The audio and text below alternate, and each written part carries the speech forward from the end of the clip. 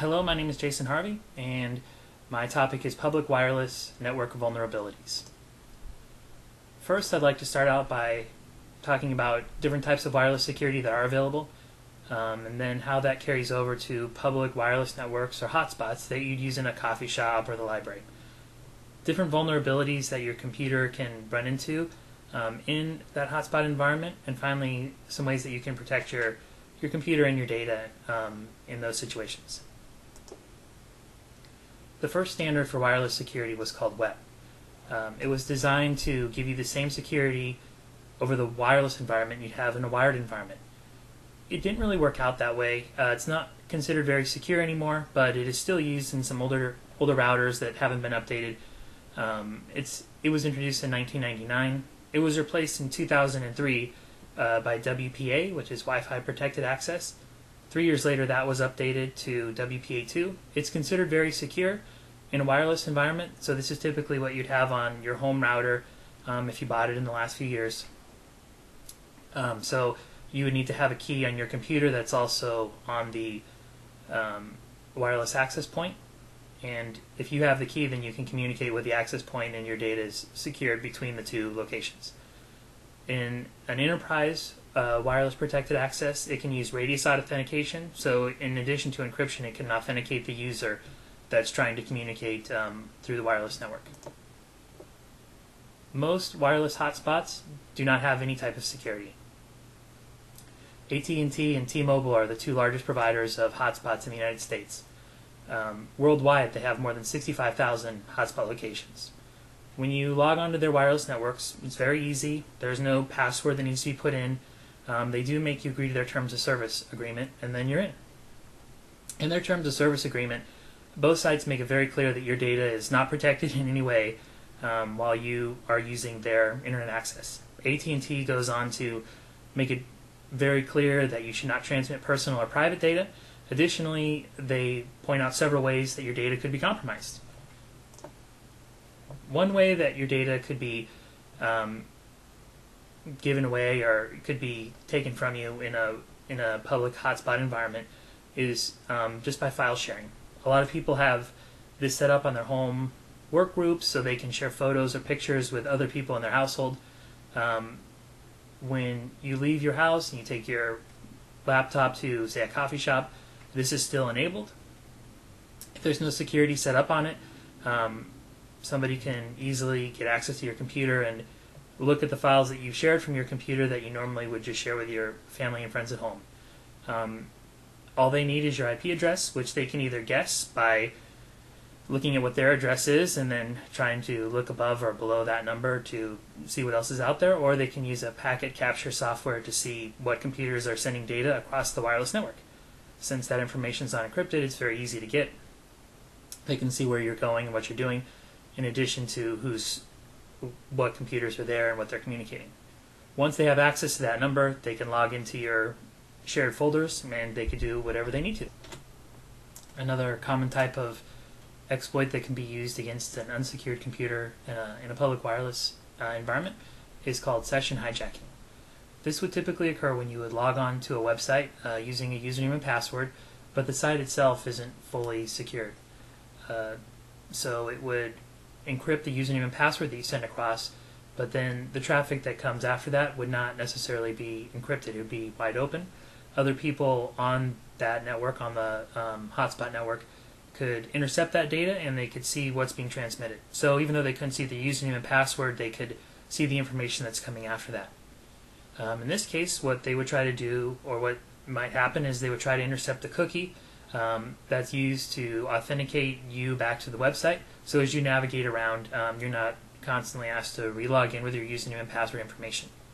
Once they've intercepted this cookie information, basically they can be logged into your site as you, whether it's your email or Facebook or Twitter account, and they can continue to do what they need to there, or as long as they like, until you either log out or until the cookie expires.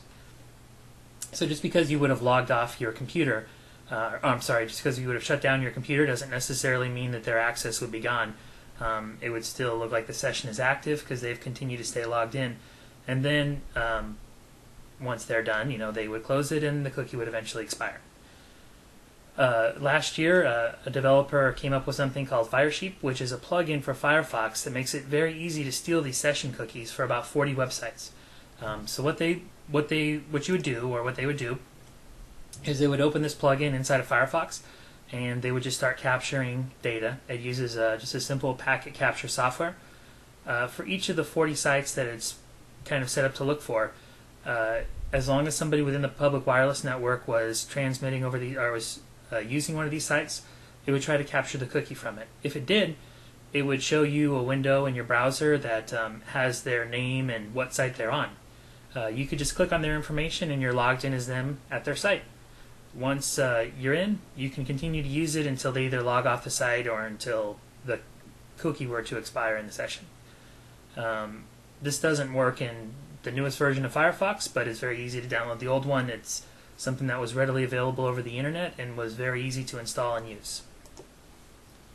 Another type of vulnerability in a public wireless network, but this can also occur in other types of network as well, is called ARP spoofing.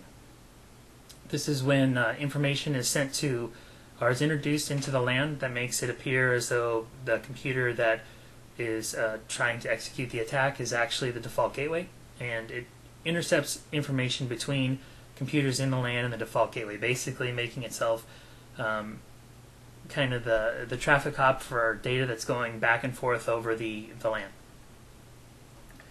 It can read this. They can then read this information passively, so they can again intercept cookies or unsecure data.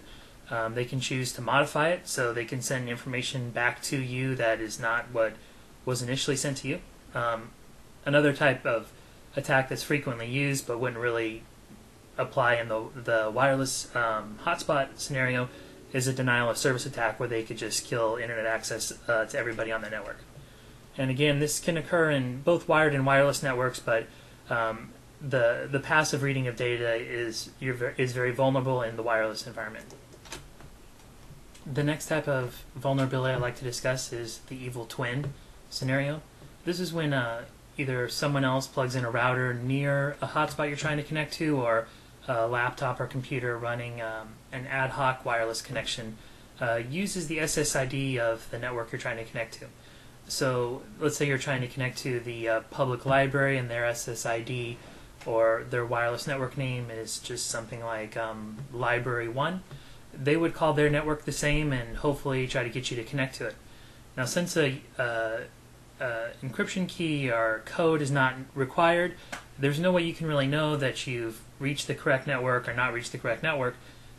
You would connect and you could have internet access going through the individual that's running the router or the ad hoc connection on their machine.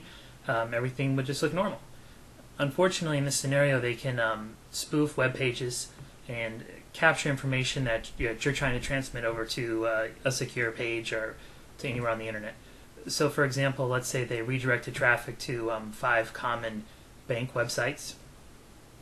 They could just wait till someone tried to go to one of those sites, and when they typed in their username and password, and instead of that going out to the internet, they would redirect those sites back to their machine. So when you entered the username and password, it would just capture what you entered as plain text.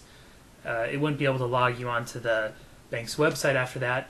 They could either make it give you an error message or just have nothing happen, but they would have captured your username and password information, and then they could use that as they ever they wanted to on the real website. Again, this wouldn't be possible if there was security turned on for the network that required a key to be entered, because as soon as you enter the key, of course, it wouldn't be the correct information, and you'd be aware that you need to connect somewhere else. So now I'd just like to talk about a couple ways to prevent these types of attacks and some just kind of common sense things that could reduce the risk of having your data compromised in a public hotspot environment. First, turn off file sharing. Anytime you're going to be on a computer that's going to be in a public environment, it's really easy to turn off. It's convenient to have on at home, but obviously you wouldn't want to share all of your personal data that you would normally only have available to your family and friends. It's really easy for this data to be taken from you if you're in a public environment, especially if your computer is just set up as a workgroup. When you are on a password authenticated site, and this would be, for instance, like Gmail or Yahoo Mail or Twitter, when you're done with the site, rather than just closing the page, be sure to log out. That way, if anybody has tried to capture your information, they'll be kicked out and they wouldn't be able to reconnect until you reconnected and used your information again. Next would be the next kind of preventative tip would be to try to use secure alternatives to common websites. So, for instance, if you just do Facebook.com on your laptop or phone, it's just going to take you to the unsecured site. So it'll send your username and password in an encrypted fashion, but the data after that would be unencrypted, and that would include the cookie. As an alternative, you can use HTTPS, then go to Facebook.com. So that in that case, all of your data would be encrypted. Now, a lot of sites have this set up. Yahoo Mail, Gmail, they don't, I think, like to advertise it because it requires a lot more overhead on their part in terms of processing the encrypted data and the bandwidth to send and receive the additional data. Since a lot of these networks are free or very low cost to people that are using them, the infrastructure might not be very high and they might not be interested in supporting the additional overhead that would come along with encrypting all their traffic. Many of these sites do have this as an option, and it's definitely worth using. It provides a lot more security, especially in a public environment. This is just kind of a common sense tip, but of course avoid using public hotspot to access sites containing private information. That's not always very convenient or very practical, but definitely if you're going to be doing something sensitive, it's better to do that at home rather than at the local coffee shop for many reasons. Finally, both AT&T Mobile highly recommend using VPN whenever possible on their environment when you do have to use a secured connection. This does encrypt all your data. I guess the downside to this is the VPN provider, which maybe your company or some other organization, may not be thrilled about you just browsing the internet and looking at YouTube videos over their tunnel connection. In many cases, they monitor traffic, especially when it's a business environment. So that's all I had. These are just a few references on the final slide. Thank you for viewing my presentation.